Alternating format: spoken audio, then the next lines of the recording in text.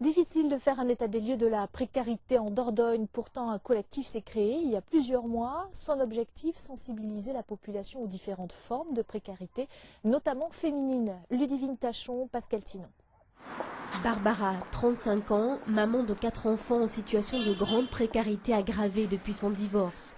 Dans son F3, à Bergerac, elle dort sur le canapé et jongle avec 90 € par semaine pour nourrir 5 bouches. Pour le reste, c'est la débrouille, elle survit grâce aux associations. On peut perdre d'espoir parfois, parce que c'est souvent on fait un pas et puis on recule de 5, donc c'est beaucoup de combats, quasiment tous les jours. Un combat que Barbara ne mène pas seule, mais au sein du collectif anti-précarité de la Dordogne. Depuis quelques mois, via un blog, il dénonce la précarité sous toutes ses formes. Le problème à l'heure actuelle, c'est que c'est un outil indispensable de diffusion. Si on n'a pas un blog ou si on n'a pas un site internet, on n'est pas visible. Et à l'heure actuelle, on vit dans un monde où la visibilité est le thème majeur. Il faut être visible.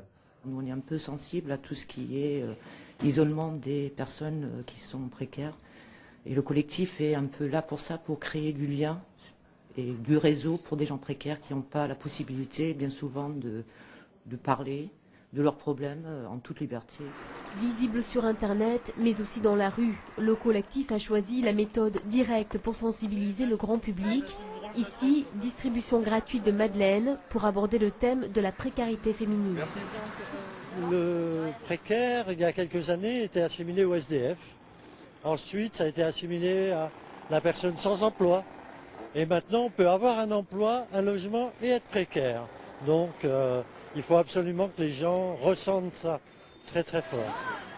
Une méthode en douceur pour dépasser les tabous et les idées reçues. Le collectif anti-précarité n'en est qu'au début de son combat. Et un petit tract pour expliquer. Un EHPAD, établissement hébergeant des personnes âgées dépendantes, proche de l'excellence en Dordogne, on le trouve à Montpazier. Une enquête réalisée sur toute la